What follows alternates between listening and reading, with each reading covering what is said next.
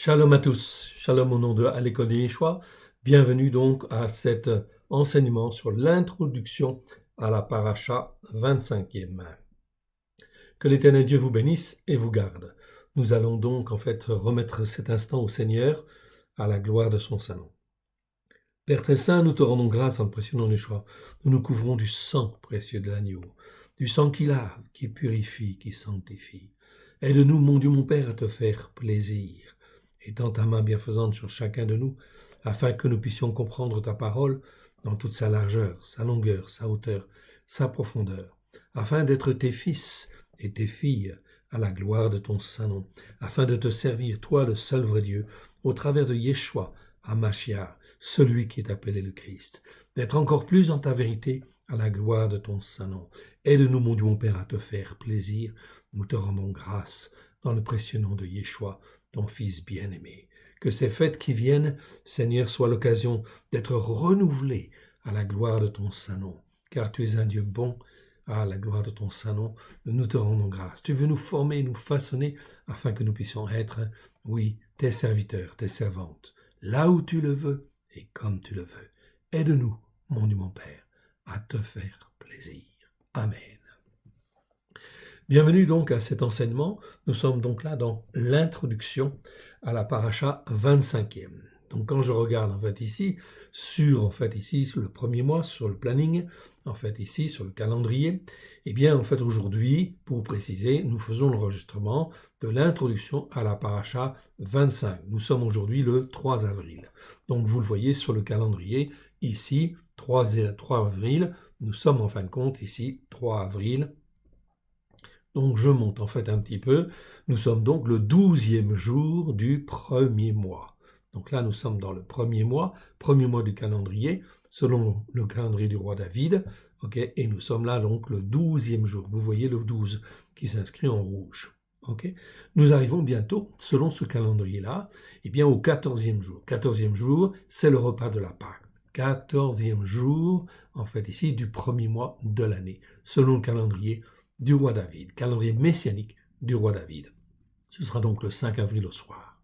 Le 6 avril, ce sera donc un jour férié, c'est la fête de la Pâque, et c'est le premier jour de la fête des pains sans levain qui dure 7 jours. Rag Hamatzot, comme vous le voyez à l'écran. On continue, ici, donc je vous souhaite une très bonne Pâque, à la gloire de l'Éternel. Vous avez en fin de compte ici déjà la petite brochure qui permet aussi de faire ici tout le rituel, si je puis dire, ici de cette Pâque. Les 15 étapes sont très importantes ici quelque part parce qu'elles nous apprennent. Elles sont là pour nous enseigner, nous façonner, nous instruire à la gloire de l'Éternel afin d'être son fils, sa fille. Ici, donc cette Pâque ici est très importante, très très importante. Donc je vous encourage à la célébrer. Oui, bien sûr, vous faites ce que vous pouvez en fonction de vos connaissances, de ce que vous avez compris, mais l'essentiel, c'est de faire, de s'y mettre. C'est très important pour être au plus proche, de l'Éternel.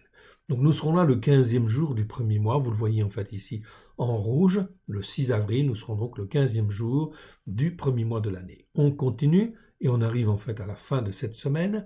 Fin de cette semaine, nous sommes là dans la fête des pains sans levain, d'accord. Donc je vous rappelle que le levain, c'est l'image de la malice et de la méchanceté qui peut être au plus profond de notre cœur. Il faut sortir de toutes ces choses, effectivement, de nos cœurs, de nos vies, afin d'être mieux sanctifiés, mieux purifiés, etc. De grandir dans la parole de Dieu. Année après année, nous faisons en fin de compte, comme ça nous avançons. Et si nous ratons le coche cette année, effectivement, l'année prochaine, on pourra le faire. On aura l'occasion de se former, façonner et d'aller un peu plus loin. Là, l'expression de la repentance, est extrêmement importante. Pourquoi? Parce que l'Éternel Dieu est toujours prêt, ici, à reprendre, à former, à façonner, à racheter.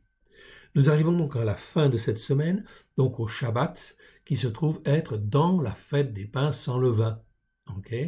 Donc, c'est lorsqu'on fait le kiddush, on prend des matzot, c'est le seul Shabbat où on prend des matzot, des matzah, ici au singulier, ok? Tout simplement parce que c'est des pains sans levain. On n'a pas le droit de levain dans la maison pendant 7 jours. Tout ce qui est levain et tout ce qui est fermenté, en fait, ici, ça doit sortir de la maison. On rentre dans tous les aspects de purification, en fait, ici. La paracha de cette semaine, ce sera la 25e paracha, Tsav, ordonne d'urgence, etc.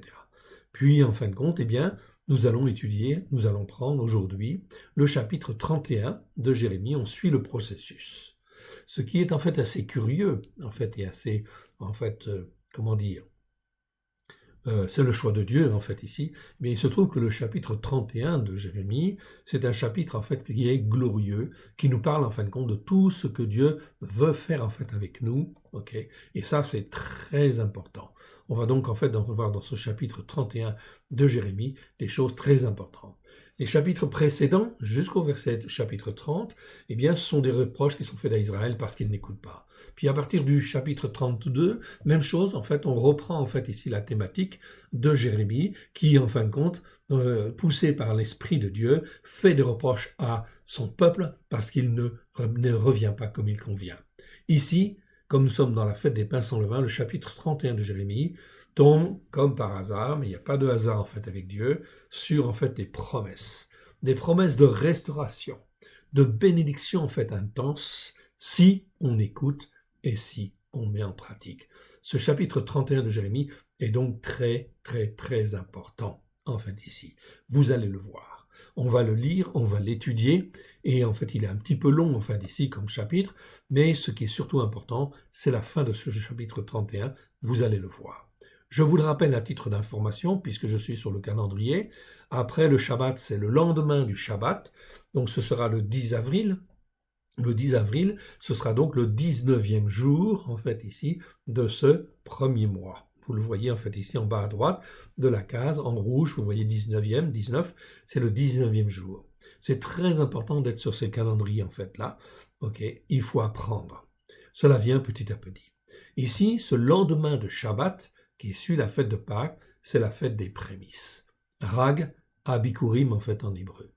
Rag Abikurim, c'est la fête des prémices, ou encore, plus précisément, la fête de la résurrection.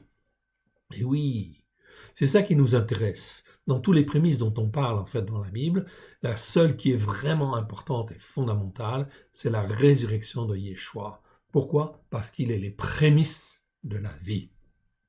La prémisse, en fin de compte, de la, de la nouvelle création, en fin de compte, de Dieu. En fait, ici, c'est donc extrêmement important de célébrer, en fait, cette résurrection. C'est un jour férié, comme vous voyez, c'est en bleu foncé. Et effectivement, c'est un jour où on célèbre, on remercie Dieu pour la résurrection de Yeshua. Nous avons fait un petit livret qui s'appelle en fait la fête des prémices. Vous pouvez l'avoir si vous ne l'avez pas déjà. Prenez-le, c'est très important car c'est le point de départ. C'est le point de départ de l'ensemble de l'assemblée des fils et des filles de Dieu, des Nazoréens, des consacrés consacrants, en fait ici, qui s'attachent à l'Éternel, qui laissent toute doctrine, toute fausse doctrine, etc. de côté, et qui s'attachent à l'Éternel, à sa parole, pour le servir de tout son cœur, de toute son âme et de tout son être. C'est donc extrêmement important cette fête, en fait, une fête de joie, bien sûr, c'est la fête de la résurrection. On célèbre la résurrection de notre Seigneur Yeshua. Pour partir en nouveauté de vie, en fait, ici, voilà pourquoi cette fête, au début de l'année, est très importante. On se prépare à une année spirituelle extrêmement importante, fondamentale, où on se rapproche encore plus de Dieu afin de rentrer dans la sainteté que Dieu veut, à la gloire de son saint nom, pour chacun de nous. C'est donc extrêmement important, ne manquez pas ces événements. J'y reviendrai en fin de compte tout à l'heure. Allons, si vous le voulez bien maintenant, dans le chapitre 31 de Jérémie, qui va être en fait l'étude aujourd'hui. Donc vous le voyez, il est un petit peu long, en fait ici une première partie avec 21 versets, puis en fin de compte ici, ça se termine, il fait 40 versets. Donc on va le lire déjà au départ, je ne vais pas faire trop de commentaires. Ok, pourquoi? Eh bien tout simplement parce que c'est la fin de ce chapitre qui nous intéresse énormément. On voit dans ce chapitre, déjà, que Dieu ici ne fait pas de reproches à ses enfants, mais il nous parle. Il nous parle, en fait, pour nous bénir. Nous sommes dans la fête des pains sans levain. C'est-à-dire, en fin de compte, que Dieu promet, en fait, nous promet, en fait, ici, puissance, nous promet bénédiction sur bénédiction, parce qu'effectivement, avec la fête des pains sans levain, et la fête de la Pâque, et la fête des prémices, eh bien, nous sommes là, nous rentrons, en fait, ici, dans la dimension de la sainteté que Dieu veut pour chacun de nous. C'est donc extrêmement important que d'apprendre ce que c'est qu'un consacré consacrant. C'est quelqu'un qui est attaché à Dieu, qui reste attaché à Dieu et qui obéit et qui se soumet à la parole, pleine de grâce et de vérité, au travers de Yeshua, son Fils bien-aimé. Lisons, si vous le voulez bien, en fait ici, ce passage. En ce temps-là, déclaration de l'Éternel, je serai l'Élohim de toutes les familles d'Israël et ils seront mon peuple. Okay? Donc c'est très important, je serai l'Élohim. L'Élohim, c'est le nom de Dieu, en fin de compte, qui existe depuis le début, dans Genèse chapitre 1, verset 1, où c'est Elohim, l'Élohim, qui créa les cieux et la terre. C'est-à-dire tout lui appartient. Le ciel, la terre, mais tout ce qui est sur la terre, tout ce qui est créé en fait ici par l'homme, tout lui appartient. Il dit ici, je serai en fait ici l'Élohim de toutes les familles et ils seront mon peuple. Voilà pourquoi cette Pâque est très importante en début d'année, bien sûr, c'est très important de la célébrer. Nous rentrons là dans la dimension que l'Éternel veut. Verset 2. Ainsi parle l'Éternel. Il a trouvé grâce dans le désert, le peuple de ceux qui ont échappé à l'épée. L'épée, c'est plutôt mieux que le glaive. Ici, c'est l'épée. Israël marche vers son lieu de repos. Donc, très, très important en fait ici. J'agrandis pour que vous puissiez voir le texte avec les corrections que nous faisons. Cette Bible, en fait, n'est pas diffusée, en fait, ici, ok, n'est pas éditée. Pourquoi? Parce qu'il y a beaucoup de travail. Nous faisons des corrections sur les versets et sur les mots de manière à caler au plus près. Mais vous l'avez au travers de ces vidéos. Vous pouvez, en fait, la voir à l'écran, ok, et le consulter. Oui, bien sûr. Donc, le peuple de ceux qui ont échappé à l'épée. L'épée, cela vient, ok? Tout ça, cela vient à cause des malédictions, à cause, en fait, de la persévérance de l'homme à marcher comme il veut, en fait, ici, comme selon sa propre volonté et non pas selon la volonté de Dieu. Donc, il y a trois grands fléaux qui sont répandus. C'est l'épée, c'est la famine, ok? Et c'est la peste. Donc ces trois choses, en fait, ici, elles arrivent, vous le voyez, en fait, ici, écoutez un petit peu les actualités, eh bien, nous avons déjà, en fait, le Covid. Covid, c'est comme de la peste, en fait, ici. Ça se répand de nation en nation. C'est une forme de maladie, en fait, ici, qui, en fait, se répand tout simplement à cause de la désobéissance, de la persévérance à la désobéissance à l'Éternel Dieu. Ensuite, eh bien, c'est la famine. Vous allez voir certains pays qui vont se retrouver dans des famines extraordinaires. Tout ça sont des fléaux. Les fléaux et l'épée, bien sûr, vous le voyez avec l'Ukraine, etc. Mais cela ne va pas s'arrêter là. Ça va se répandre en fait partout dans le monde sous différentes formes. Ok, c'est pas toujours la guerre entre un pays et un autre, mais ça peut être la division dans, en fait, ici, le pays même, des conflits politiques, etc., qui prennent des dimensions extrêmement importantes, ok, jusqu'à la révolution ou la révolte. Ce qui se passe en fait en Corse, c'est quoi? C'est de l'épée, tout simplement. Ok, donc l'épée va se répandre. Ok, Israël marche vers son lieu de repos. Ok, ici, c'est donc la bénédiction et la promesse, en fait, que Dieu fait à son peuple. Il marche vers son lieu de repos. Donc, quel que soit l'endroit où nous nous trouvons, et nous qui croyons, en fait, en l'éternel Dieu, ok, qui croyons au travers de Christ, Yeshua, son Fils bien-aimé, Yeshua, celui qui est appelé le Christ, ok, eh bien, en fin de compte, nous sommes sur la Torah, les prophètes et les psaumes, à la lumière de Yeshua, et en fait, nous nous rendons obéissants, et nous nous rendons soumis, chaque jour, en fait, un peu plus, et le Seigneur promet ici que Israël marche vers son lieu de repos. Nous sommes à ce moment-là appelés l'Israël de Dieu, l'Israël spirituel de Dieu. Même si je fais partie des nations, même si j'ai donné mon cœur et ma vie à Yeshua, ok, eh bien, en fin de compte, que je sois des nations ou que je sois d'Israël, je suis appelé l'Israël de Dieu. Ok, c'est-à-dire l'homme fort devant Dieu. De loin, l'Éternel se montre à moi, verset 3. Je t'aime d'un amour éternel.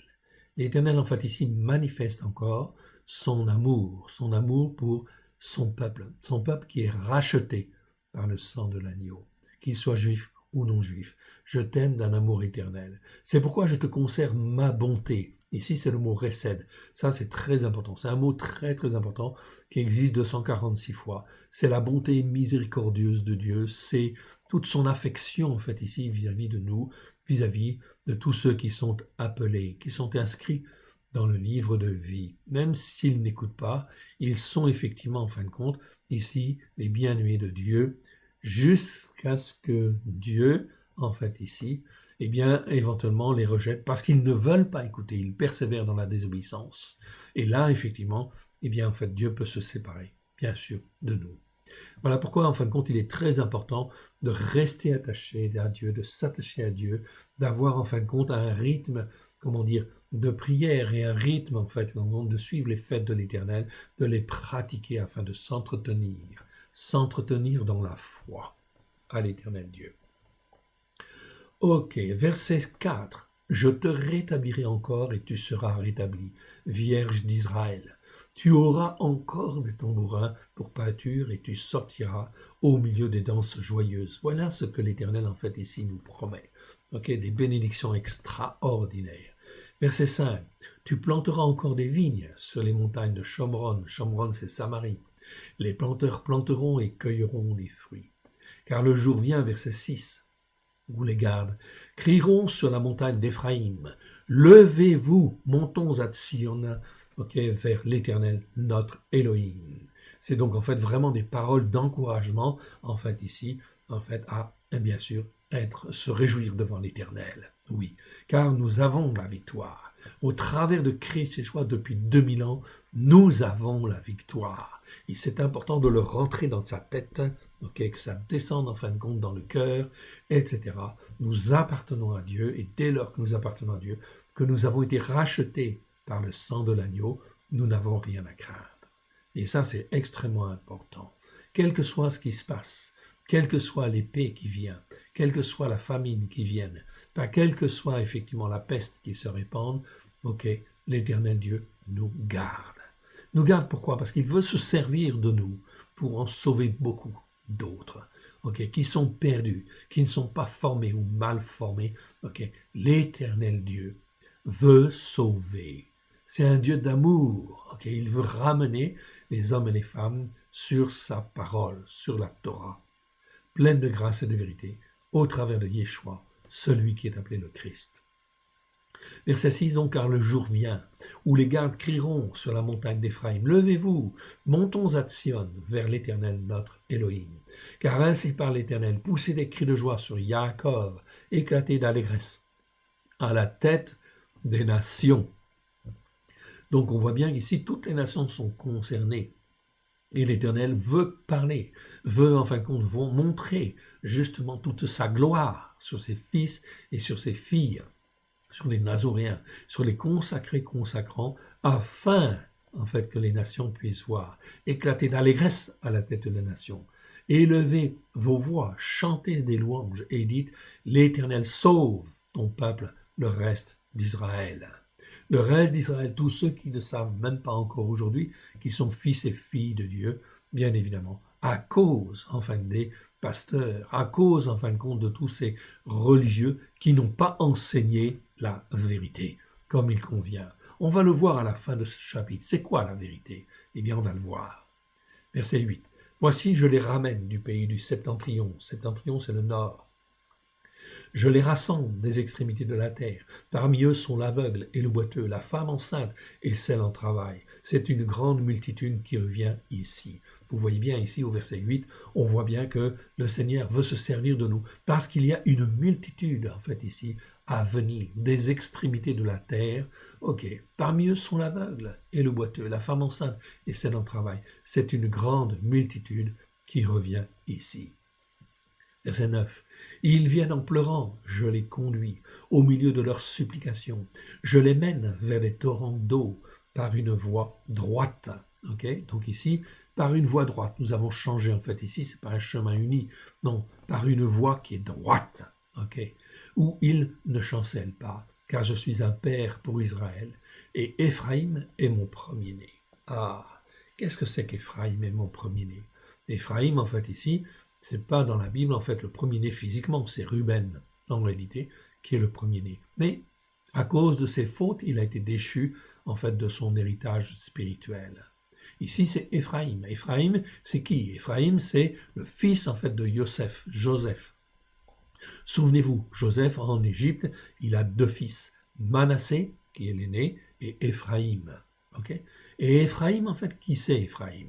Éphraïm, c'est le 2e fils, bien sûr, de, en fait, ici, Joseph. Et en fait, ici, Joseph va les ramener, en fait, à Jacob. Et Jacob, en fait, va bénir Manassé et Éphraïm. Mais au lieu de bénir, en fait, comme ceci, Éphraïm, en fait, ici, en face, ok, par exemple, non, en fait, en face, Joseph amène Manassé, et ici, en fait, sur la gauche, en fait, de Jacob, il amène Éphraïm, pour que ce soit l'aîné qui soit en face de la main droite, en fait, ici, de Jacob. Ok?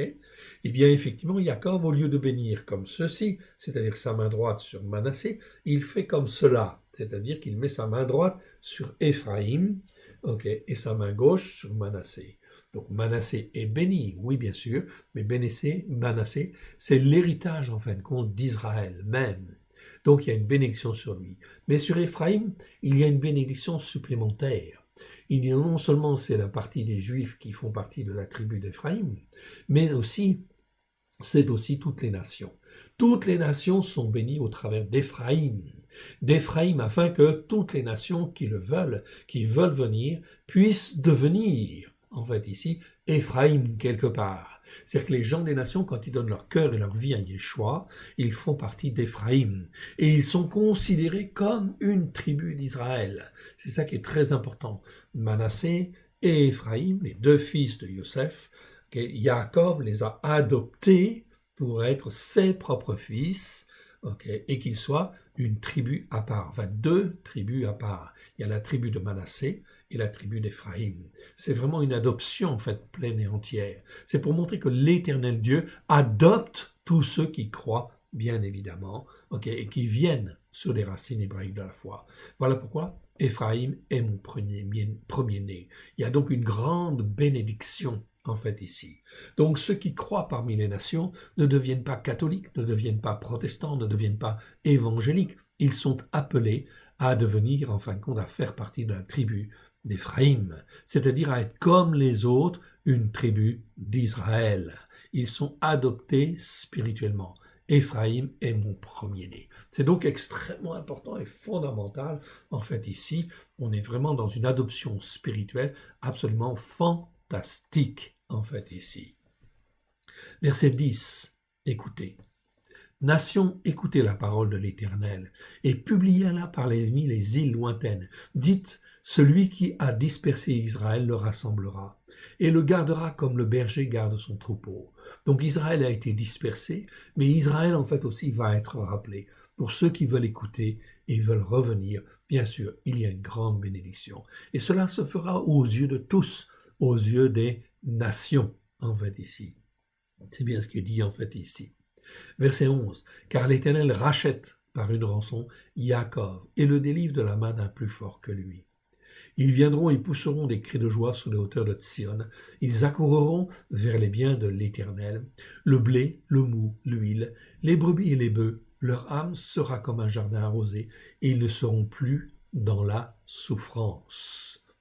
Donc, très important en fait ici. On voit donc des bénédictions extraordinaires qui sont prévues en fait ici pour le peuple juif qui se convertit, qui revient à l'Éternel. On est bien d'accord. Donc, il y a bien en fait ici une phase spirituelle qui va se faire, qui n'est pas en fait encore, comment dire, effective, mais qui va venir. Le peuple d'Israël ici doit connaître son Messie et en fait ici un jour prochain, ça se fera. Mais ça va se faire étape par étape, bien évidemment. Verset 13. Alors les jeunes filles se réjouiront à la danse. Les jeunes hommes et les vieillards se réjouiront aussi. Et je changerai leur deuil en allégresse et je les consolerai. Je leur donnerai de la joie après leur chagrin. Je rassasierai de graisse l'âme des sacrificateurs et mon peuple se rassasiera de mes biens. Je rassasierai de graisse l'âme des sacrificateurs, de ce qu'il y a de meilleur en fait ici, l'âme des sacrificateurs, donc de tous tous les prêtres, si je puis dire, en fait ici, quelque part, et mon peuple se rassasiera de mes biens. Verset 15. Ainsi parle l'Éternel. On entend des cris à Rama, des lamentations, des larmes amères. Rachel, pleure ses enfants. Elle refuse d'être consolée sur ses enfants, car ils ne sont plus. Ici, nous voyons quoi? Eh bien, nous voyons ici qu'il est annoncé ici dans Jérémie, chapitre 31, qu'ils vont passer, Israël va passer par une phase très difficile. Et effectivement, au moment où Yeshua naît, en fait ici, dans la terre, sur la terre d'Israël, qu'est-ce qui se passe? Il y a ce qu'on appelle le massacre des innocents. Matthieu chapitre 2, versets 16 à 18. C'est le massacre des enfants de moins de 2 ans qui est ordonné par Hérode. Okay? Je ne vais pas en fin de compte dans le texte, vous connaissez ce passage.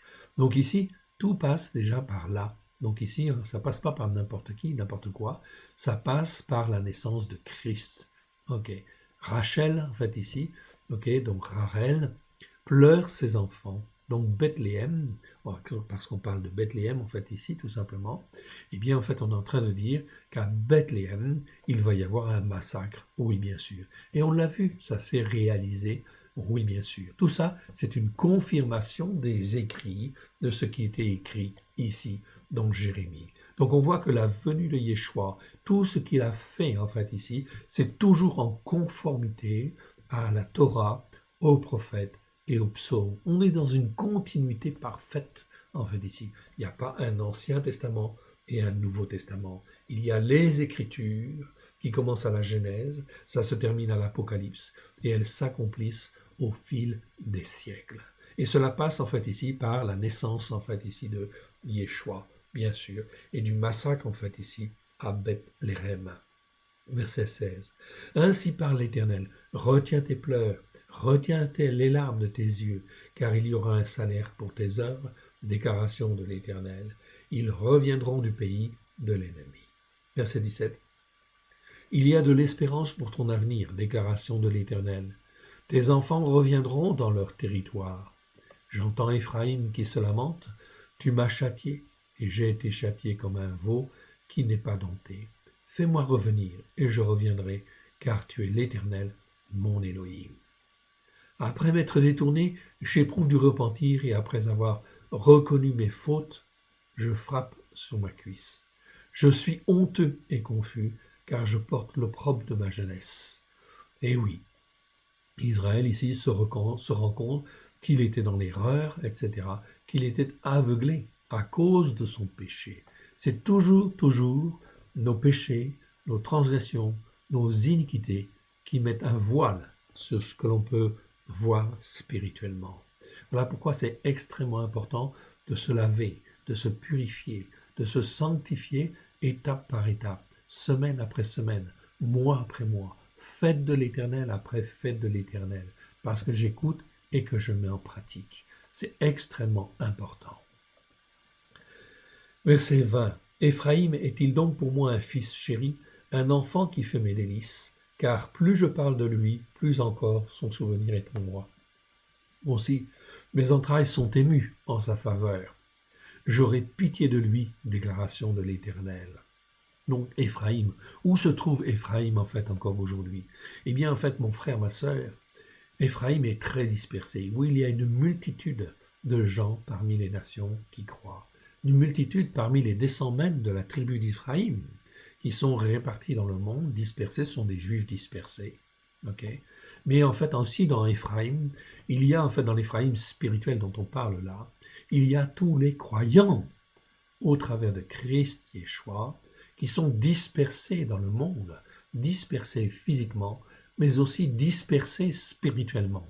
C'est-à-dire dans, en fin de compte, je veux dire, les églises catholiques, dans les églises protestantes, dans les églises évangéliques, dans les églises autres, en fait, ici, okay, qui sont basées sur la chrétienté d'une manière générale, au sens très large du terme, il y a des hommes et des femmes qui s'égarent, qui en fait font partie d'Éphraïm, mais qui ne le savent même pas, en fait, ici. Voilà pourquoi il faut que les circonstances se fassent, que l'épée vienne, que la famine vienne, que la, comment dire, que la peste vienne. Tout cela pour secouer et interpeller, oui bien sûr.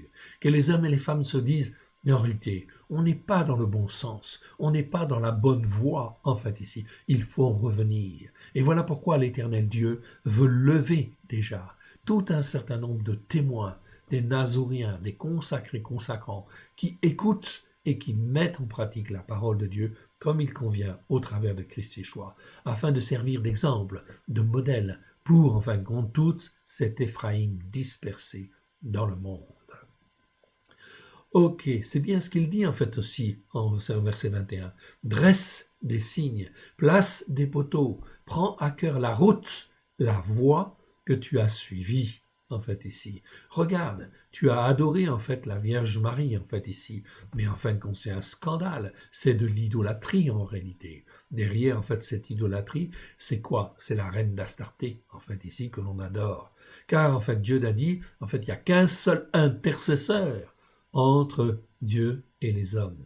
C'est Yeshua. Yeshua lui-même, Christ Yeshua. Donc il ne faut pas déformer les choses et déformer l'écriture.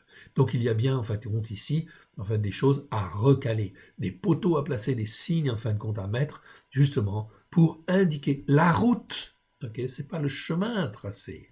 En fait, nos traductions disent la plupart du temps chemin tracé. Non, c'est en fait Messila. Petit M, je vous le montre en fait le mot. Ok, voilà. C'est le mot Messila. Messila, Messilot. Ok, vous l'avez là. C'est un mot qui existe, qui n'est pas très très courant, qui existe 27 fois dans 26 versets. Ok, c'est traduit souvent par chemin tout tracé, etc., chemin public. Ok, mais c'est plutôt une route, une voie ou une route préparée, qui est construite, quelque chose qui est en fait comme une grande route. Ok, comme dans Ésaïe 11, 19. Il y aura une route, Messila, pour le reste de mon peuple qui sera échappé de l'Assyrie.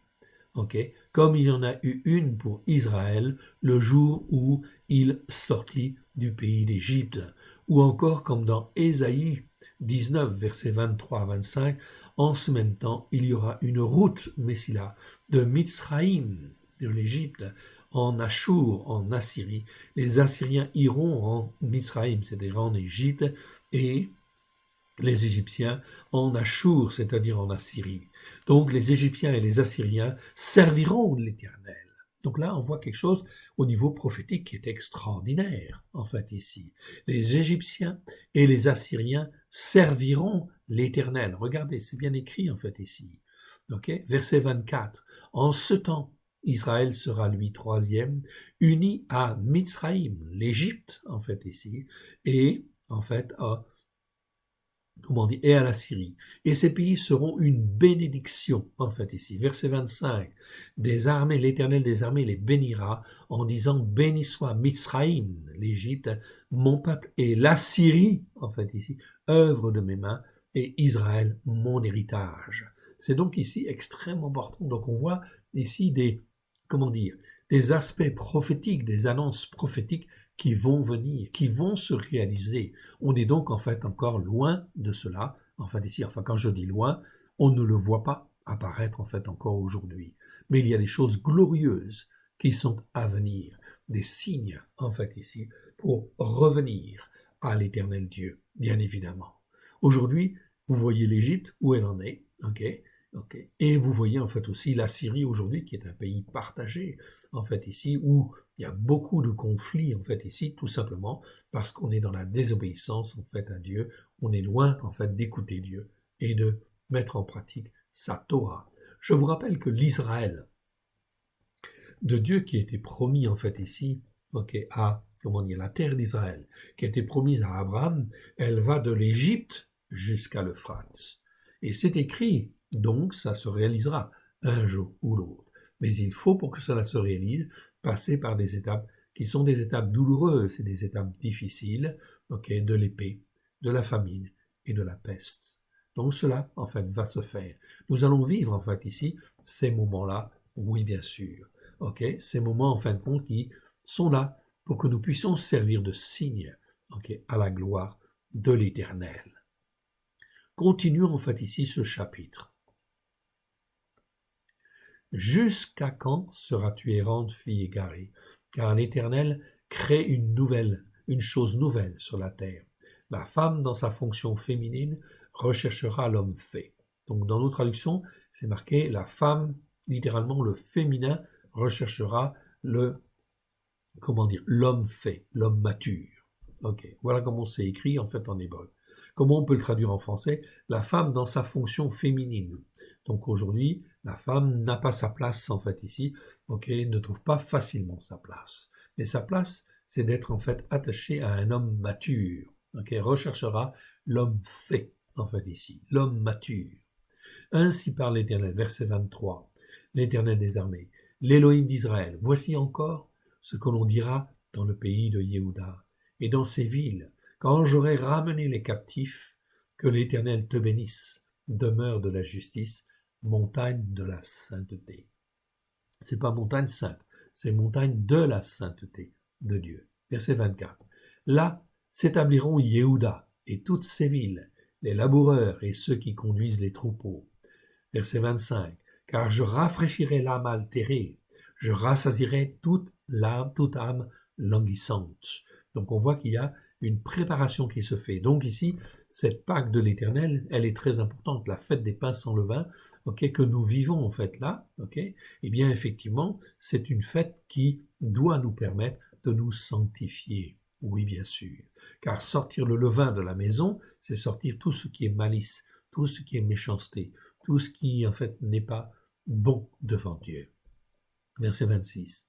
Là-dessus, je me suis réveillé et j'ai regardé. Mon sommeil m'avait été agréable. Verset 27. Voici les jours viennent.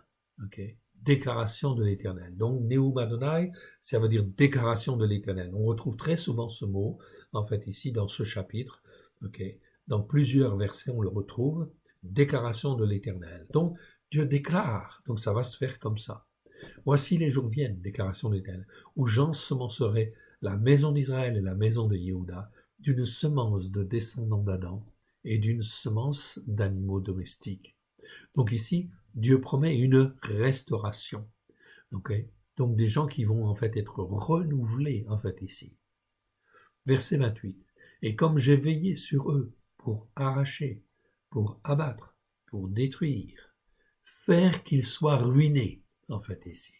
Donc ici, Dieu a veillé à cause des péchés, à cause des transgressions, à cause des iniquités qui perdurent dans le temps. Eh bien, Dieu dit ici, il l'avoue clairement, il le dit très clairement, j'ai veillé sur eux pour arracher, pour abattre, pour détruire, faire qu'ils soient ruinés et faire qu'ils aient du mal. Ok? Eh bien, ici, il dit, comme j'ai veillé sur eux comme ça, aussi, ainsi, je veillerai sur eux pour bâtir et pour planter. Sur cette nouvelle génération, en fin de compte, que l'Éternel Dieu va générer, en fait ici, eh bien, Dieu va régénérer une semence, toute une partie, en fin de compte ici, d'Israël, l'Israël spirituel, je dis bien, donc c'est juif et non juif. Ainsi, je veillerai sur eux pour bâtir et pour planter. Déclaration de l'Éternel. Donc, on voit que le monde se dégrade, oui bien sûr, parce que Dieu veille, en fait ici, sur en fait tous les hommes qui sont idolâtres, qui ne veulent pas écouter et qui ne veulent pas venir en fait à lui. Donc il veille pour arracher, pour abattre, pour détruire. Tout cela, ce sont des verbes effectivement qui sont conjugués en fait à une forme simple, vocale. Mais en fin de compte, ici, faire qu'ils soient ruinés, ici, c'est pas ruiner tout court, c'est faire que les choses sont ainsi faites pour qu'ils soient ruinés, en fait, ici. Qu'ils arrivent à la ruine et qu'ils aient du mal. Okay. Donc, de la même chose, Dieu veille à veiller là-dessus, mais il dit, il promet. Il promet ici qu'il veillera pour bâtir et pour planter, c'est-à-dire pour faire grandir toute une nation spirituelle, okay, qui soit posée sur les racines hébraïques de la foi. Voilà donc quelque chose d'extraordinaire qui est en train de se passer. Et nous vivons ces moments-là. C'est à nous de choisir si nous voulons écouter et mettre en pratique, si nous voulons nous soumettre et obéir à la parole de Dieu. Voilà pourquoi les fêtes de l'Éternel sont extraordinairement importantes et fondamentales, car elles nous apprennent l'obéissance, elles nous apprennent la soumission. Verset 29. En ces jours-là, On ne dira plus les pères ont mangé les raisins secs, les raisins verts, pardon, et les dents des enfants ont été agacées. Mais chaque homme mourra pour sa propre iniquité. Donc, iniquité, c'est le mot avon. J'en ai déjà parlé, en fait, ici. C'est donc très important. Tout ce qui est injuste, en fin de compte, devant Dieu, en fait, ici, et qui fait partie de l'iniquité. Iniquité, c'est la conséquence, en fait, des péchés, des transgressions. C'est aussi, en fin de compte, les iniquités qui viennent des pères et qui viennent des mères. Donc, ici, mais chaque homme mourra pour sa propre iniquité. Tout descendant d'Adam qui mangera des raisins verts, ses dents en seront agacées. Voici, très important, ces versets ici 31 à 40. C'est très important et fondamental. Nous sommes là donc à la Pâque. Pâques de l'année, en fait, ici, de cette année. Oui, bien sûr, nous arrivons à la Pâque, ok, mais lorsque nous écoutons effectivement cette introduction, nous sommes dans la fête des pains sans levain. C'est donc extrêmement important de bien comprendre que Dieu est en train d'ensemencer toute une génération, en fin de compte, d'hommes et de femmes. Voici les jours viennent, déclaration de l'Éternel, où je ferai avec la maison d'Israël et la maison de Yehuda une alliance nouvelle. Ah, très très important. Une brite radacha. Là, on parle de l'alliance nouvelle. Mais on va te dire ici dans Jérémie en quoi elle consiste, cette alliance nouvelle. Okay. C'est-à-dire qu'en fait ici, l'interprétation des églises catholiques, protestantes, évangéliques et autres sont souvent à côté de la plaque et n'écoutent pas la parole de Dieu, en fait, comme il convient. Ici, l'alliance nouvelle, elle est bien expliquée. En fait, ici, c'est dit très clairement. Ici, verset 32, on te dit « Non comme l'alliance que je traitais avec leur père, le jour où je les ai saisis par la main pour les faire sortir du pays de Misraïm. Alliance qu'ils ont violée, quoique je sois leur maître, déclaration de l'Éternel. » Verset 33, écoutez bien.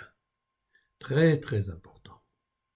C'est en fait même un verset qu'on devrait encadrer, en fait, ici, pour bien se le rappeler et ne pas se laisser entraîner par des fausses doctrines.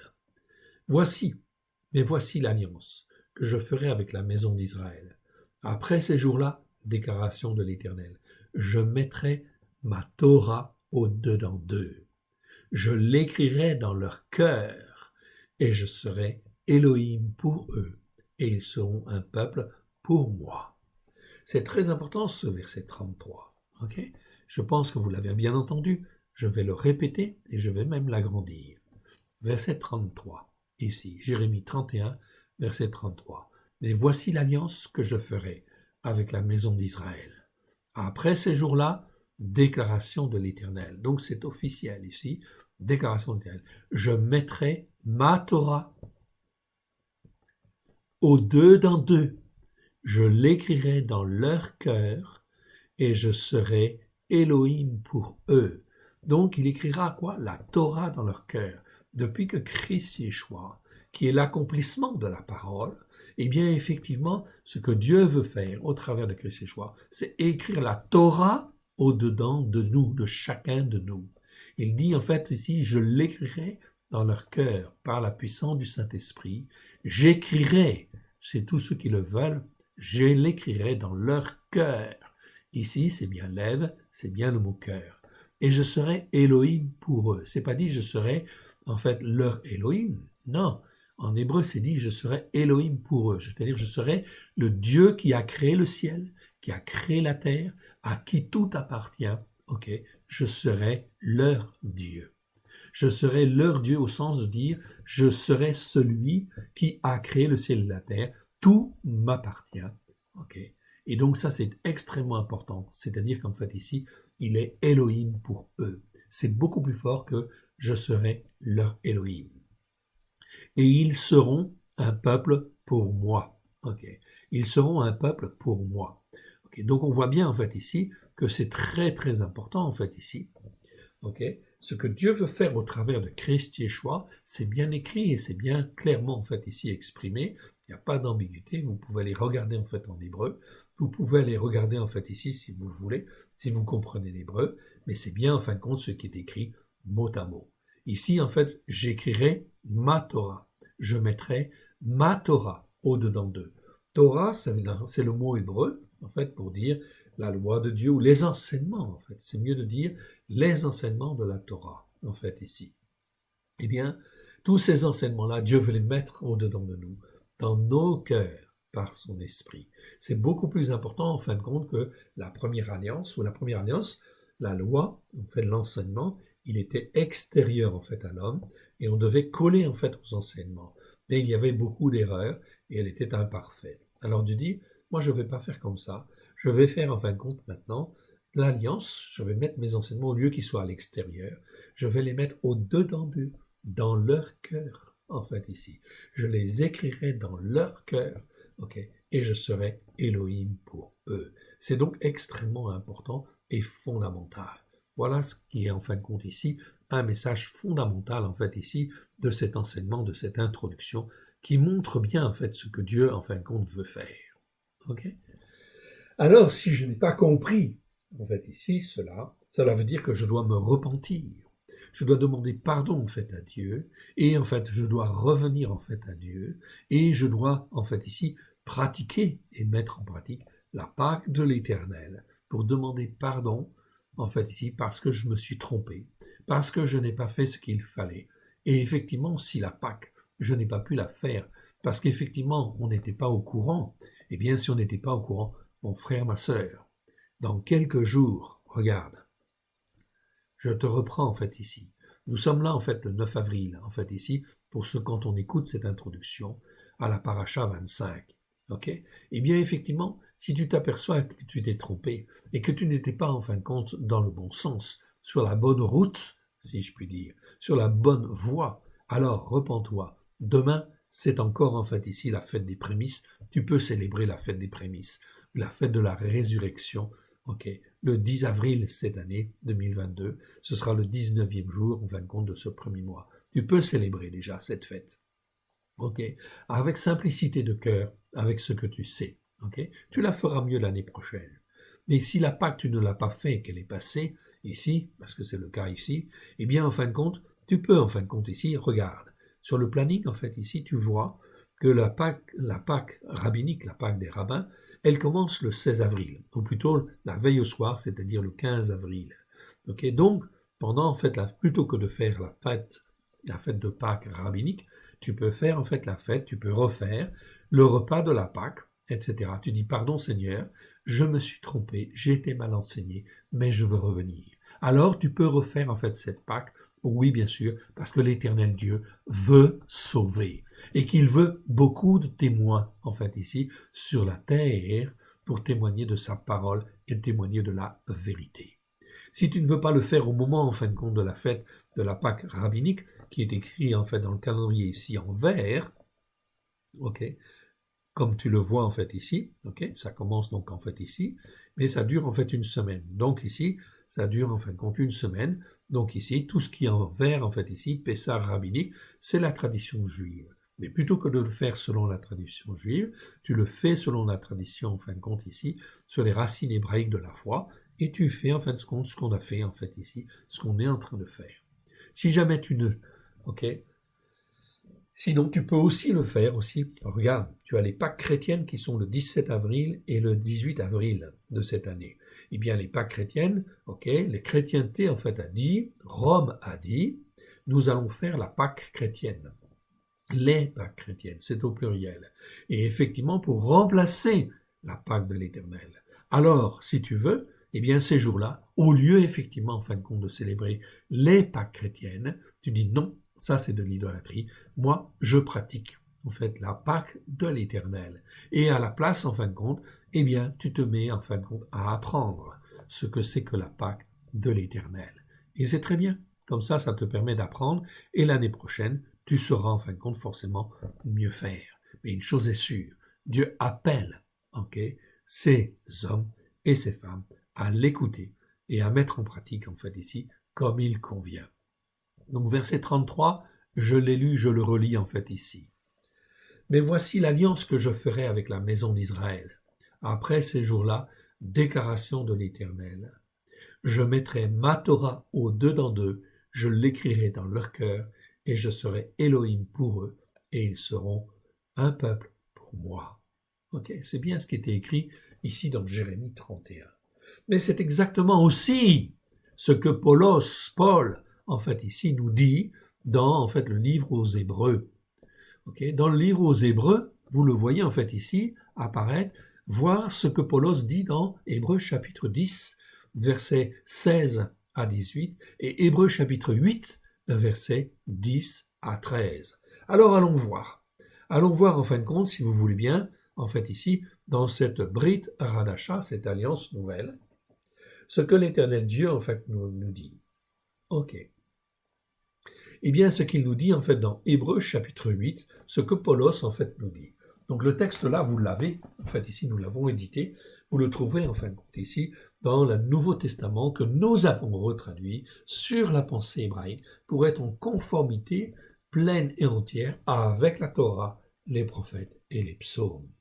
Eh bien, en fait, nous avons appelé ce Nouveau Testament, nous l'avons appelé la Torah accomplie, car Yeshua est venu pour accomplir cette Torah dans nos cœurs et dans nos vies. Et que les Écritures, dans leur traduction, en fait, ont été faussées et induisent en erreur les hommes et les femmes, les catholiques, les protestants, les évangéliques, etc. On leur raconte n'importe quoi au lieu de dire, en fait, la vérité. Alors, nous avons repris le texte, et vous pouvez le retrouver, en fait, ici, bien évidemment, dans cette traduction. Vous la trouverez, en fin de compte, sur notre site www.alécoledeyeshua.com.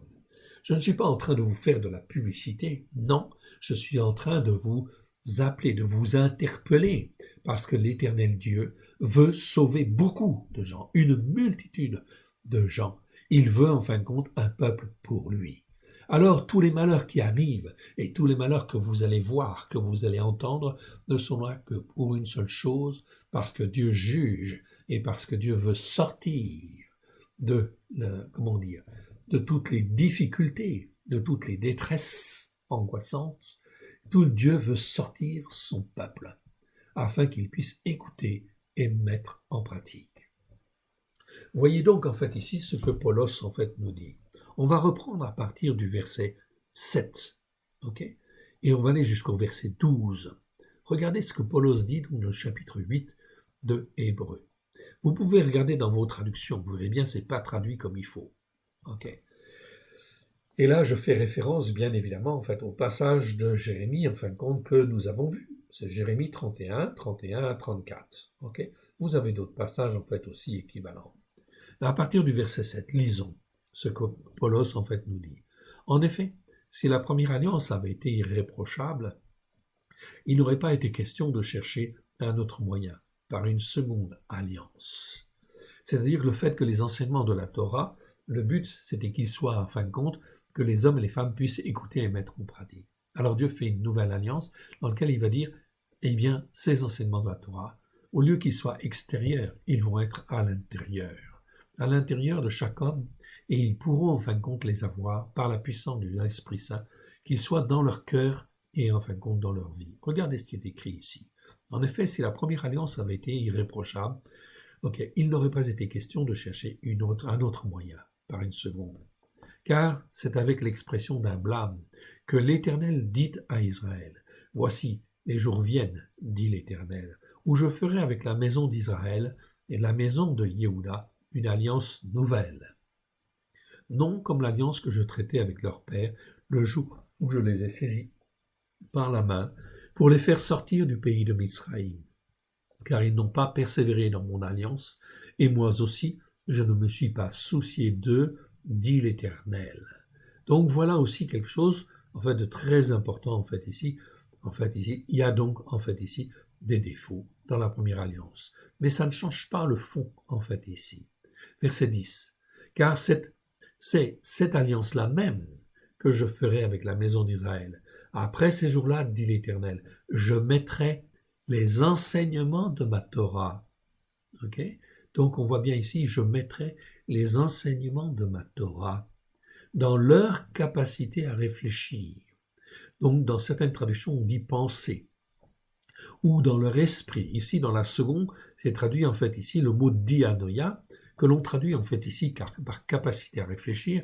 C'est ce qu'il y a de plus proche en fait ici du mot grec, la signification du mot grec. C'est la capacité à réfléchir. Donc c'est dans nos pensées, mais plutôt dans notre capacité à réfléchir. Parmi toutes nos pensées, eh bien il y en a une partie des pensées, c'est notre capacité à réfléchir. Et en fin de compte, c'est bien le sens du mot dianoia, en fait, ici grec. Donc ici, c'est traduit par esprit. Mais esprit, ça veut rien dire. Pour les gens, en fin de compte, ça n'a aucun sens en réalité. Donc ici, je les écrirai ici. Donc je mettrai les enseignements de ma Torah dans leur capacité à réfléchir. C'est-à-dire qu'ils seront capables de comprendre, en fait, ici, par l'Esprit de Dieu, capables de comprendre, en fait, les enseignements de la Torah. Je les écrirai dans leur cœur, je serai Elohim pour eux, et ils seront mon peuple. Voilà donc une affirmation extrêmement claire. Ceci a été dit, mon frère, ma sœur, il y a 2000 ans. 2000 ans, en fait, ici, que le message, en fin de compte, est écrit et donné. Mais il est déformé. Voilà, il est déformé. Alors, les gens, par orgueil, en fait, ici, par religiosité, etc., par toutes sortes, en fait, de convoitises, créent, en fait, ici, des doctrines, doctrines catholiques, doctrines évangéliques, doctrines protestantes, etc. Mais on n'est pas dans la réalité de ce que Dieu veut. Car Dieu veut quoi? Les enseignements de la Torah, que ce soit inscrit dans le cœur, dans notre capacité à réfléchir, afin que nous puissions réfléchir d'une manière saine. Verset 11. Aucun n'enseignera plus son prochain, ni aucun son frère, en disant « Connais l'Éternel », car tous me connaîtront, depuis le plus petit jusqu'au plus grand d'entre eux. Voilà donc ce que l'Éternel Dieu promet, en fait, ici, c'est que par la puissance du Saint-Esprit, si l'homme et la femme s'engagent à reconnaître Yeshua comme leur Seigneur, leur Sauveur et leur Maître, eh bien peuvent recevoir l'Esprit de Dieu, et que l'Esprit, en fait, de Dieu, l'Esprit de la sainteté de Dieu, va leur faire connaître, s'ils ne sont pas orgueilleux, s'ils ne sont pas réticents à cela, bien évidemment, eh bien effectivement l'Esprit de Dieu va les former, va les façonner. Il est dit, du plus petit jusqu'au plus grand d'entre eux, tous me connaîtront. Il n'y a pas de meilleur enseignant que, en fait, l'Esprit de Dieu. Verset 12. Parce que je pardonnerai leur iniquité, je pardonnerai leur péché et leur absence des enseignements de la Torah. Je ne m'en souviendrai plus. Ok. C'est donc, en fait, ici, très, très important. On va terminer avec le 13, pardon. En disant nouvelle, il a déclaré la première ancienne. Or, ce qui est ancien, c'est ce qui a vieilli et près de la disparition. C'est donc en fait ici très important de comprendre qu'il faut marcher d'une autre manière, en fait ici. Ok. Donc nous le voyons ici dans ce chapitre 8, bien sûr, en fait ici, dans ce chapitre 8. Paulos a parlé en fait également dans le chapitre 10, versets 16 à 18. Vous les voyez là en fait à l'écran. Donc on va les voir dans le chapitre 10, versets 16 à 18. Allons voir ce qui est écrit. Donc on va dans le chapitre 10 et on va au verset 16. Voilà, c'est ici. 16 à 18. Donc, Hébreux, chapitre 8, versets 16 à 18. Qu'est-ce qui est écrit ici? C'est ici cette alliance-là même que je ferai avec eux, au travers de Christ Yeshua. Après ces jours-là, dit l'Éternel, je mettrai les enseignements de ma Torah dans leur cœur, je les écrirai dans leur capacité à réfléchir. Okay? Capacité à réfléchir. Il ajoute, je ne me souviendrai plus de leurs péchés, ni de leur absence des enseignements de la Torah. Là où il y a délivrance de l'esclavage, donc ici, des péchés, il n'y a plus d'offrande expiatoire pour le péché. Donc voilà ce qui est très important de comprendre. Lorsque je suis en fin de compte ici dans l'Église catholique ou l'Église protestante ou l'Église évangélique, je suis bien souvent englué dans, en fin de compte, un certain esclavage spirituel. Ok, je vais dire ça comme ça. Eh bien, en fin de compte, le Seigneur dit, non, au travers de Christ Yeshua, je peux être délivré de tout esclavage, de tout ce qui peut me retenir. Donc pour Dieu, ce n'est pas un problème. Tous, en fin de compte, les enfants d'Israël, qui, en fin de compte, font partie d'Éphraïm, qui sont dans le livre de vie, qui aujourd'hui, en fait, ici, sont dans l'Église catholique, ou l'Église protestante, ou l'Église évangélique, ou une autre dénomination, peu importe, ok, Dieu est puissant pour les délivrer de l'esclavage spirituel dans lequel ils peuvent être. Donc c'est extrêmement important de bien comprendre cela, mais ça nécessite une chose fondamentale, c'est d'écrire les enseignements de la Torah dans nos cœurs. Et cela, c'est Dieu qui le fait, dans nos cœurs et dans notre capacité à réfléchir.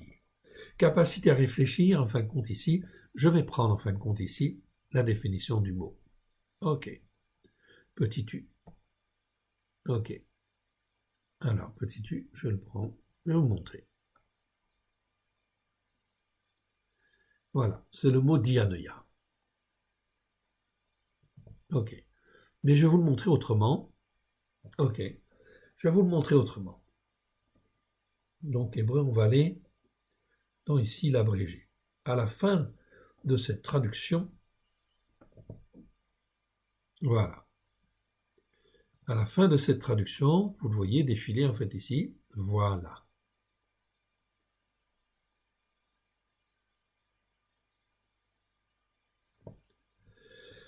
Voilà. À la fin de cette traduction, donc de cette traduction-là dont je vous parle, vous avez un abrégé. On a mis un certain nombre de mots. Et le mot dianoia, en fait ici, nous l'avons mentionné, en fait sous la référence 17, comme vous le voyez en fait ici. Donc, si vous prenez ceci, vous aurez effectivement capacité à réfléchir et à côté, en fait, la référence 17. Vous allez dans l'abrégé, à la fin de ce document, okay, vous avez un abrégé, un lexique si vous voulez, okay, où il y a en fin de compte une quarantaine de mots, je crois, si ma mémoire est bonne. Je ne sais même plus. Bon, il y en a plus que ça. Ok. Voilà. Il y en a 70. Ok, 70 mots que nous avons en fin de compte ici particulièrement étudiés. Okay. Et le mot dianoia s'y trouve, en fait, ici, tout simplement. Okay. Je vous le montre, en fait, ici, tout simplement. Okay.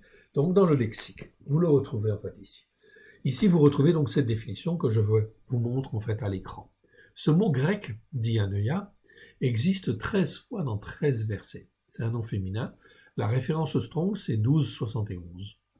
Ça nous parle plutôt de la capacité à réfléchir dans le but de chercher à saisir le sens ou l'idée principale d'un mot ou d'un verset. C'est donc en fait ici très important. C'est pas n'importe quelle pensée, etc. Non, c'est la capacité à réfléchir. C'est peut-être en fait ici la traduction française la plus appropriée pour discerner en fait ici ce mot-là. En fait, en grec, vous avez en fin de compte, je crois, c'est comment dire, vous devez avoir en fait 8 ou 10 mots qui parlent de pensée, en fait, ici. Donc, ça pose en fin de compte un problème de pensée ou de raisonnement. Donc, s'ils ne sont pas bien traduits, et c'est mélangé. C'est une véritable confusion. Donc, voilà pourquoi nous avons remis de l'ordre là-dedans, okay, de manière, en fin de compte, à ce qui est pensée, c'est pensée, et ce qui est, en fin de compte, ici, révélation, ou, en fait, ici, conception, etc., eh bien, on se recale, en fait, ces choses-là. En fait, ici, les mots grecs. Donc, nous avons beaucoup travaillé sur ces mots grecs. Donc, je vous encourage, en fait, ici, cette traduction. Et je vous encourage d'étudier, justement, ces mots-là. Donc, ça existe dans 13 versets.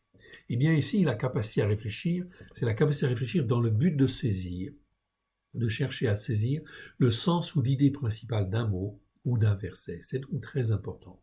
Alexandre 1850, qui est un des dictionnaires, en fait, les plus intéressants parce qu'il est un des moins pollués, si je puis dire, parle de la faculté de saisir l'esprit d'une loi ou d'une règle, le fait de saisir par la pensée l'essence même de quelque chose ou de quelqu'un.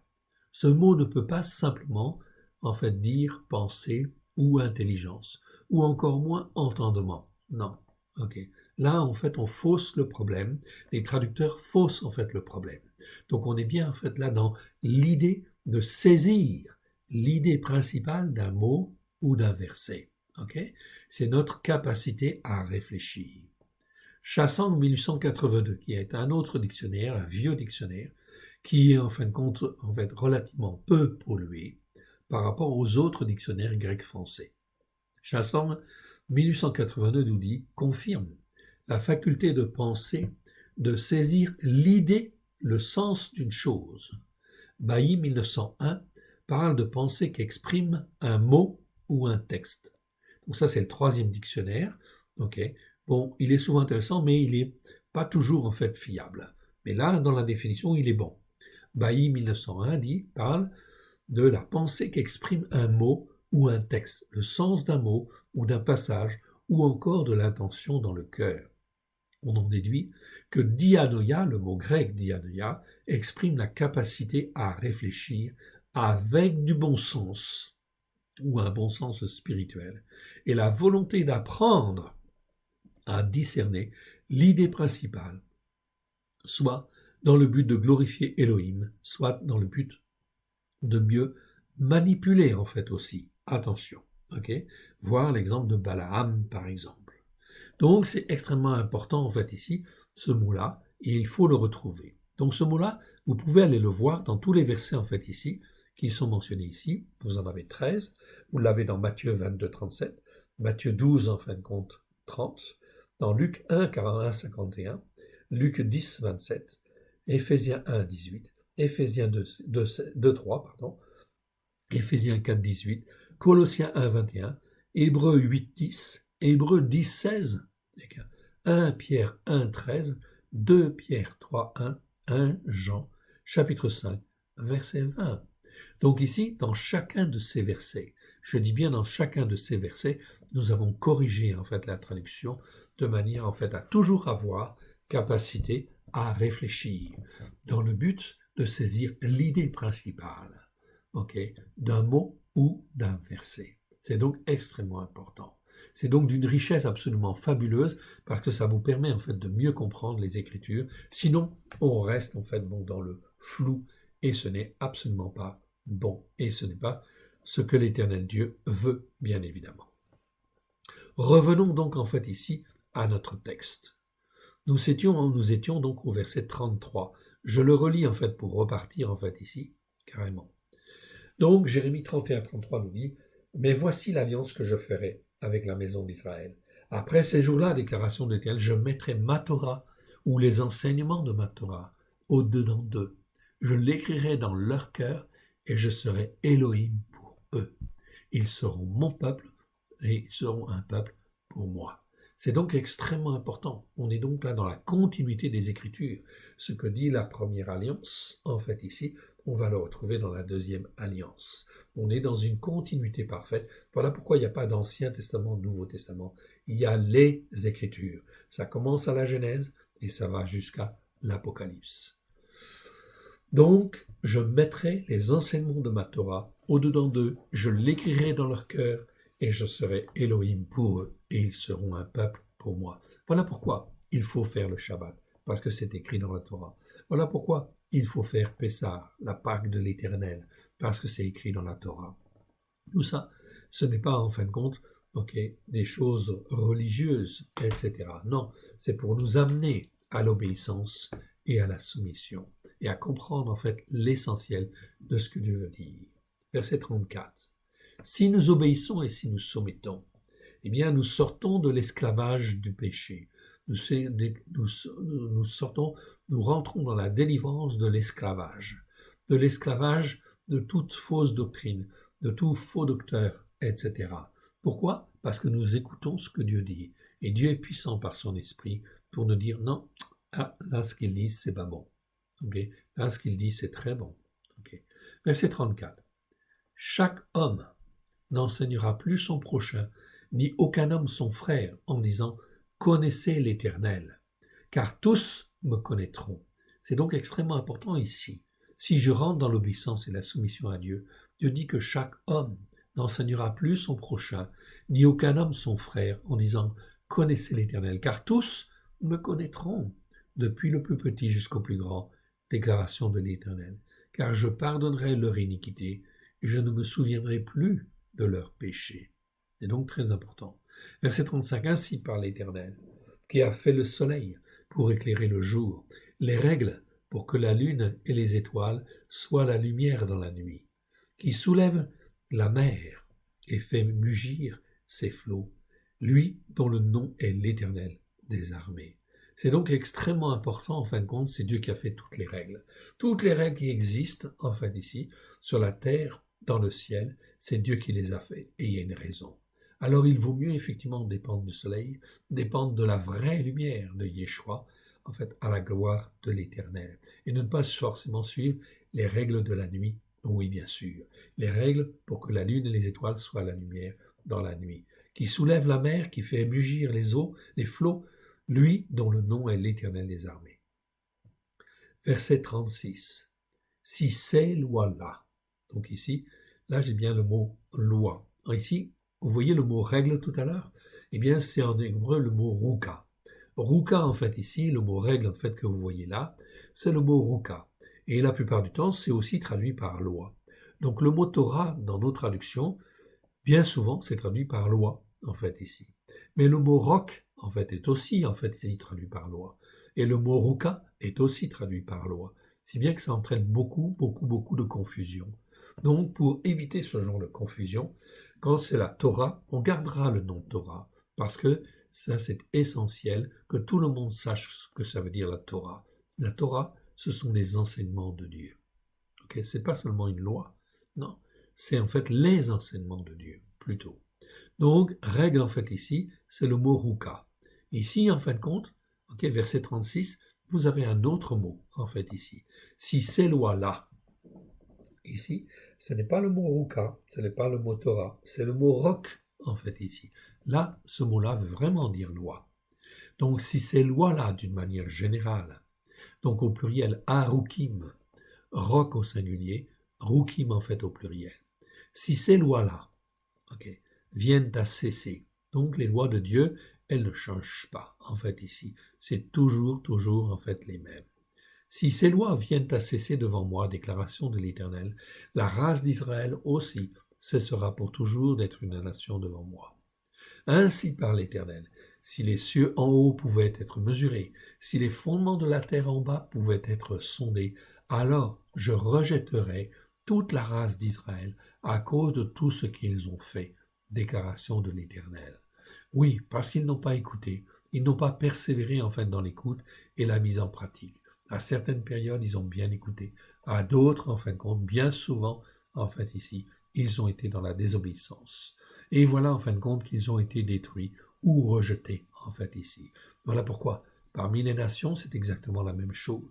Ceux qui écoutent et qui mettent en pratique, qui acceptent la Torah de Dieu au travers de Christ Yeshua, Dieu les bénit et ils seront les témoins dans les temps qui viennent de la vérité. Verset 28. Voici les jours viennent, déclaration de l'Éternel, où la ville sera rebâtie en l'honneur de l'Éternel, depuis la tour de Radanel jusqu'à la porte de l'angle. Le cordeau s'étendra encore vis-à-vis jusqu'à la colline de Garève et fera un circuit du côté de Goa. Toute la vallée des cadavres et de la cendre et tous les champs jusqu'au torrent du Kidron, jusqu'à l'angle de la porte des chevaux à l'Orient, seront sainteté à l'Éternel. Donc ici, on voit bien que Dieu veut faire un renouvellement en fin de compte des choses, mais cela passe par l'écoute et la mise en pratique de sa Torah avec grâce et vérité au travers de Yeshua, celui qui est appelé le Christ.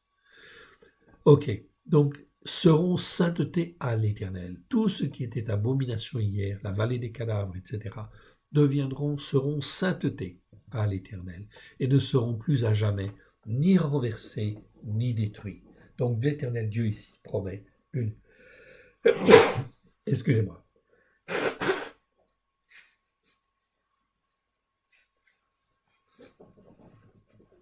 Donc seront sainteté à l'Éternel et ne seront plus à jamais ni renversés ni détruits.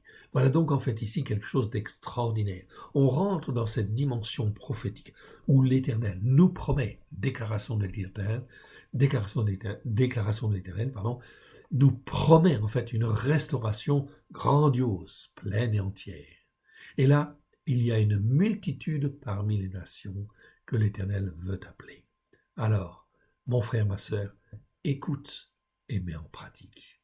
Écoute et mets en pratique. Et si autour de toi, les gens ne sont pas rentrés en fait encore dans la fête de la Pâque, eh bien, effectivement, dis-leur, ne célébrez pas la Pâque, en fait, selon le rituel juif, en fait, ici, prochainement, ni selon le rituel chrétien, mais profitez de l'occasion, découvrez, en fait, la Pâque de l'Éternel, selon le calendrier messianique du roi David. Ceci sera un début. Et en fait, tout au long de l'année, suivez le calendrier, suivez les fêtes de l'Éternel, suivez les parachas, écoutez et mettre en pratique. Ça, c'est extrêmement important. Se rendre obéissant et soumis, c'est là une condition sine qua non, extrêmement importante, fondamentale, car si je me rends obéissant et si je me rends soumis, l'Esprit de Dieu va me former, va mettre dans ma capacité à réfléchir tous les enseignements de la Torah, afin que l'Éternel Dieu soit mon Dieu, et que je sois son fils ou sa fille, à la gloire de son saint nom. Que l'Éternel Dieu vous bénisse et vous garde dans le précieux nom. Terminons par une petite prière. Précieux nom de Yeshua. Père très saint, aide-nous, mon Dieu, mon Père, à te faire plaisir, qu'au travers de Christ Yeshua, tu puisses nous toucher les uns et les autres, avec grâce et vérité, à la gloire de ton saint nom. Nous avons besoin de toi, Christ Yeshua, toi qui es le Seigneur des Seigneurs et le Roi des Rois, qui est ressuscité, qui est à la droite du Père. Aide-nous. Aide-nous à te faire plaisir, à faire plaisir au Père. Forme-nous, façonne-nous, remplis-nous. Remplis-nous de ta paix qui surpasse toute chose, à la gloire de l'Éternel. Alléluia. Amen. Que l'Éternel Dieu vous bénisse et vous garde. Shabbat Shalom. À très bientôt. Amen.